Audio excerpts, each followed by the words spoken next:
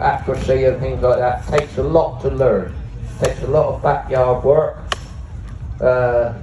in your backyard, practicing to get it actually right, and you've got to be able to balance that there on the board, because when you're doing this in competition, it's a little bit harder than actually chopping the standard block on the ground. Again, working round in that circular pattern till he comes through to the centre. Now I expect what he's going to do is the North American method, is they go round and they turn round on the board and cut with their back hand. The axes we use there, you would buy them in down at B&Q. They're got high carbon tool steel in the front, they've got soft metal in the back, so when you actually drive the axe into the wood, it absorbs the shock and this gives you more penetration into the log. And yeah, there he goes, round the back. The ruling is that you've got to remove a chip from the back of the log, otherwise you get disqualified. But we ain't going to disqualify anybody out here, okay? Because he's the only one up there. Nearly there now. This is our first show this year, first time out. Let's see, nearly there. And the handles, they're a lot shorter as well. You want a handle that actually suits yourself. It's a very sort of individual sort of thing. You've got to feel comfortable with your handle. And there it goes, and there you are. Steam and use it in the little jam, you use it once. If you take the same bucket of steam and put it in a red gauntlet, you use it twice. So you get far more economy. If you use the steam twice, you only use less water to do the same amount of work. If you use less water, you're going to burn less coal, and so it makes the engine so much more economical. Consequently, a lot of the engines, particularly once compounding became a well-developed technique, a lot of the engines were built in compound, so made them so much more economical. Red Gauntlet is a good example there of a typical classic engine built in compound. Some firms didn't build many compounds. The mark on the top there on the viewing area is a single cylinder. A compound master is a very rare beast to come across indeed. Very few of them. Lots of coral compounds, lots of power compounds, A-list as well, several others. But masters tended to sell their engines on the basis of their simplicity. They weren't. I'll tell you a bit more about what he does as he progresses through the logs. So Rory, if you're ready, Axman, stand to your logs, go 1, 2, 3. Now, he just doesn't hit the log square in.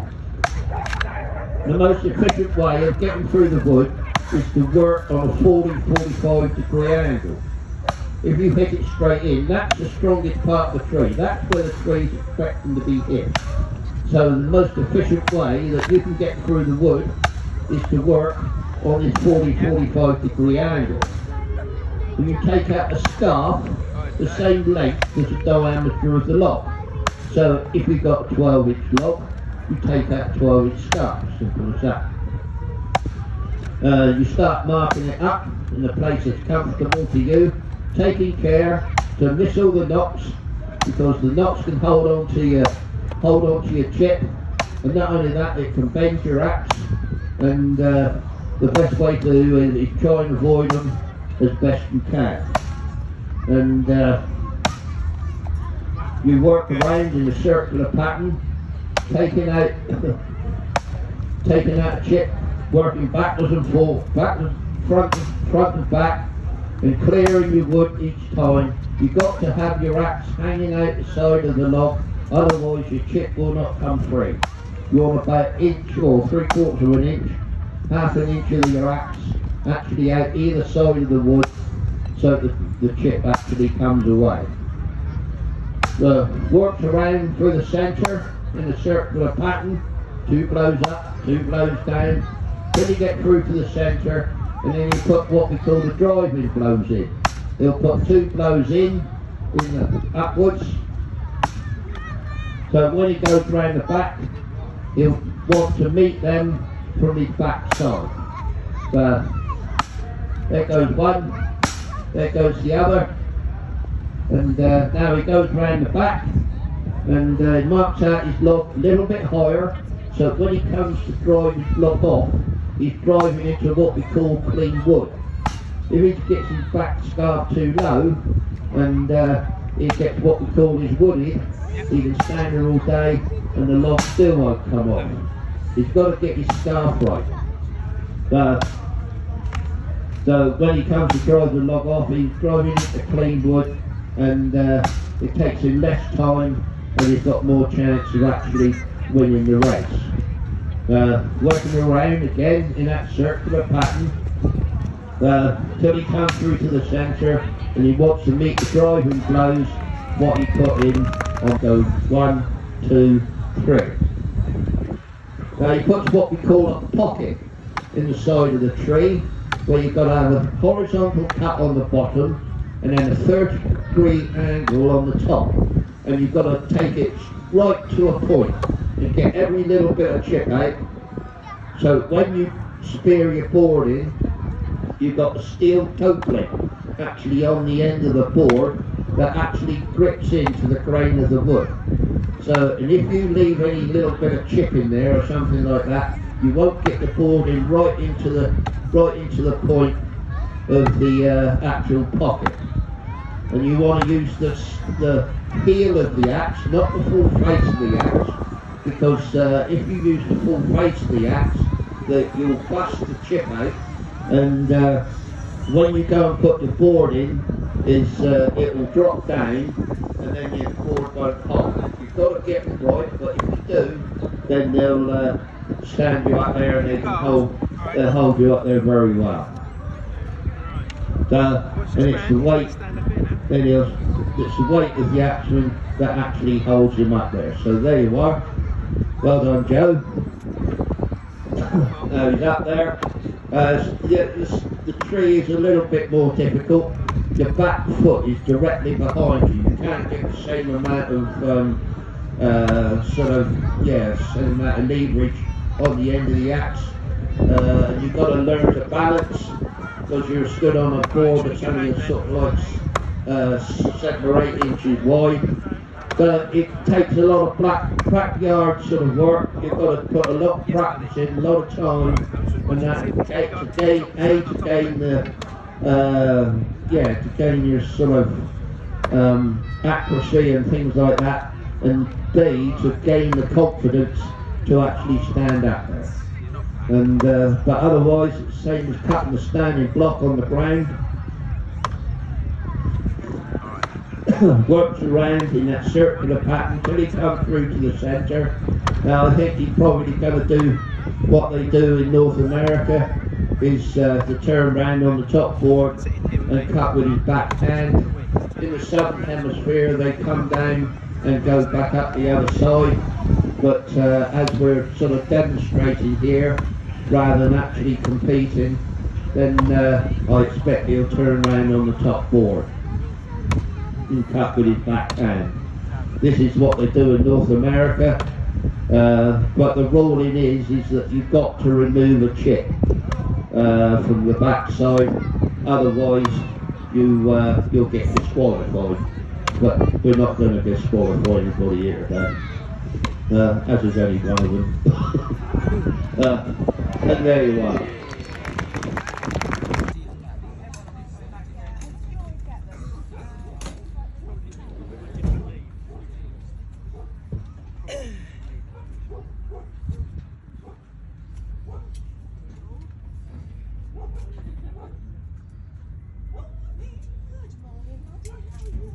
I slept like a horse, surprisingly enough.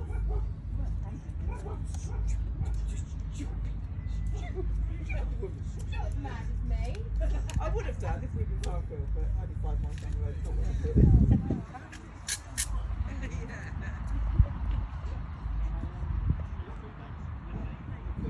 Here we go.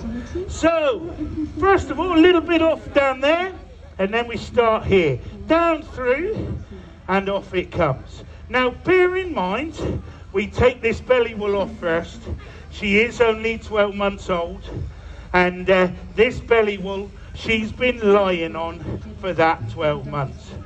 So it's going to be covered in things like poo, mud, grass, and all things like that.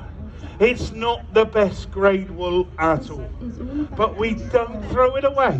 What we do is we'll pop this back here. That'll get used for things like felt. So kids, next time you're using a felt tip pen, you bear in mind you're using sheep's wool covered in poo. Okay, let's hear. Oh, hang on a minute. Look at that one. Look at that, kids. That's what us calls a dingleberry. This is what happens if you don't use toilet paper.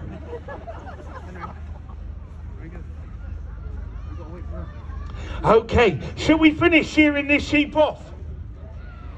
Yeah, okay, here we go then. Turn the clippers back on, up that leg. Then we go round here to what you ladies might call the bikini line. Now, some of you ladies at the end of this might actually think, this chap here, he hasn't done too bad a job. I'm going on holiday in a couple of weeks, and actually I could do a bit of a tidy up myself. Now, ladies, we are doing a special today. 50p. I'll pay you. Okay, we're going to sit this sheep up ever so slightly, and here we go. Push that leg out. We're going to come in here and round there like that. Let the wool fall out. Here we go. Round we go again and again. And making sure we tidy up as we go. From the bum all the way back up. Here we go. Now we're flying. Here we go. Lovely. Now if this was Lenny, this is the point. Wool off the top of the head. Sit the sheep up. Pop my leg through there. Here we go. Up through the neck. Out under the chin. Break the wool out again. Up again. Round the back of the head. As you can see, I'm holding the ear out of the way.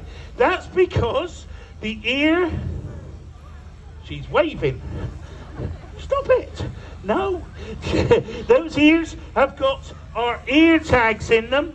Now those ear tags very similar to the chips in your cats and your dogs.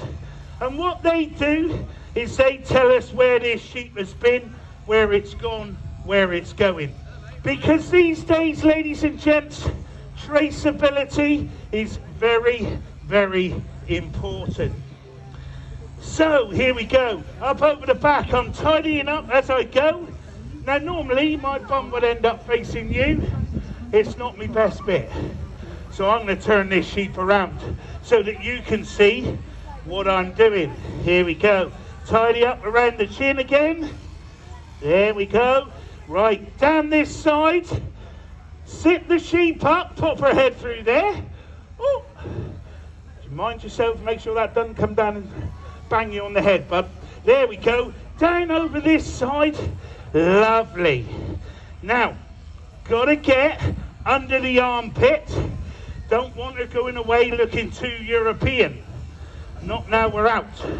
Okay, she's going to have a little wiggle. There we go. She sat still. Here we go. Down this side. Now this side is the side us shearers call the money side. Because this is the point of what I'm going to get paid for shearing this sheep. And I'm going to get paid somewhere in the region of about £1.50 for shearing this sheep. Down over the bum. There we go. Tidy up that leg. Turn the clippers on. Stand her up. And ladies and gentlemen, here we have one naked sheep. All done. And I promise you it is a sheep, not a Dalmatian. 1, 2, 3. Oh, and not only that, it's Toby's birthday today, so happy birthday, Toby. I'm not sure how old he is. Oh, he said 41 or something. That's enough, isn't it? Well, that'll do. So anyway, right, the underhand. Same as the standing block, you're still working on that 40-45 degree angle. Little bit easier, so because you can work with the line of your body. Keep everything in line, turn your feet, keep the angles in line, be down the centre line of your body, and work round through to the centre, like that.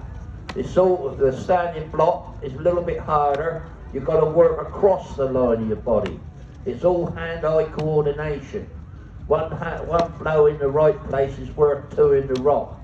And if you sort of, you've got to basically, it takes a lot of confidence to actually get hold of the end of an axe and actually swing it so it goes into the right place, exactly where you want it to go.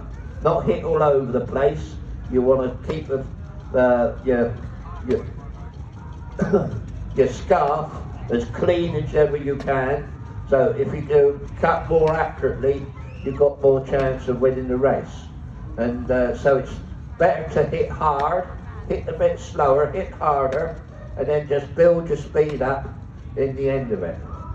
When he goes round the back, again, he works along his log a bit further so he doesn't get woody, clearing his wood each time, clearing his wood top and bottom. If you don't clear his wood at the top, clear his wood at the axe at the bottom, your chip will not come free. And what I mean is clearing your wood is you want about 3/4 of an inch, half an inch of the nose of the axe stick out the side of the block so your chip actually comes away from the actual block.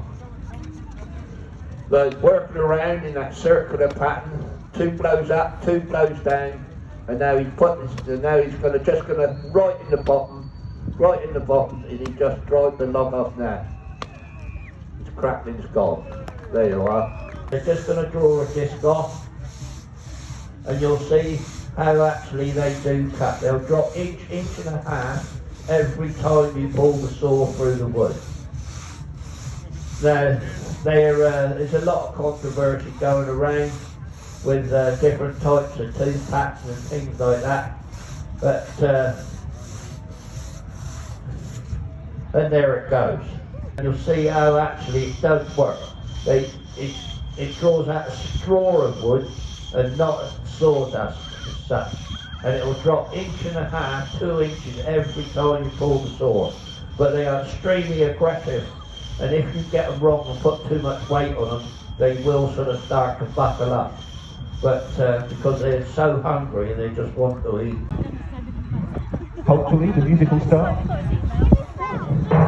There you go, Black Beauty. Who remembers Black Beauty? Put your hands up. Lots of you do. And if you kids haven't seen it, I recommend that you start watching it now. Because it's just a wonderful program. It made you feel happy. It made you feel very calm and relaxed. And I always used to dream that one day I'd have my own Black Beauty.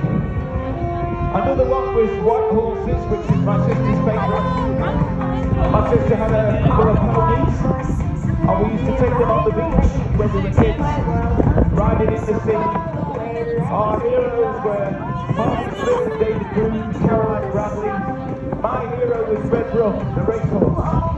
Some of you will remember Red Rum, he's from Southport, the same town that I'm from, and we used to watch Red Rum practicing on the beach, galloping up and down Southfield Sounds. And I just loved it. I wanted to be a professional rider. I would have liked to be a show jumper, but I wasn't good enough. So I got into doing stunt work. And I was in Game of Thrones. I was in A Knight's Tale. Do you remember that movie, A Knight's Tale? I did a lot of the stunts for a guy called Heath Ledger. Because going back 20 years, I looked a little bit like Heath Ledger from a distance if you squinted one eye. Okay. In Game of Thrones, I was a White Walker, which is one of the zombies. So if you think you haven't recognised, that's why. I had to spend a couple of hours in makeup, being made to look like a scary monster. And I have to say, being a monster is great fun. Being one of the goodies is quite so exciting, but being a baddie is great. Now, some of you here will remember a place called Littlecote Manor, which is in Berkshire. And that's when I first got involved with jousting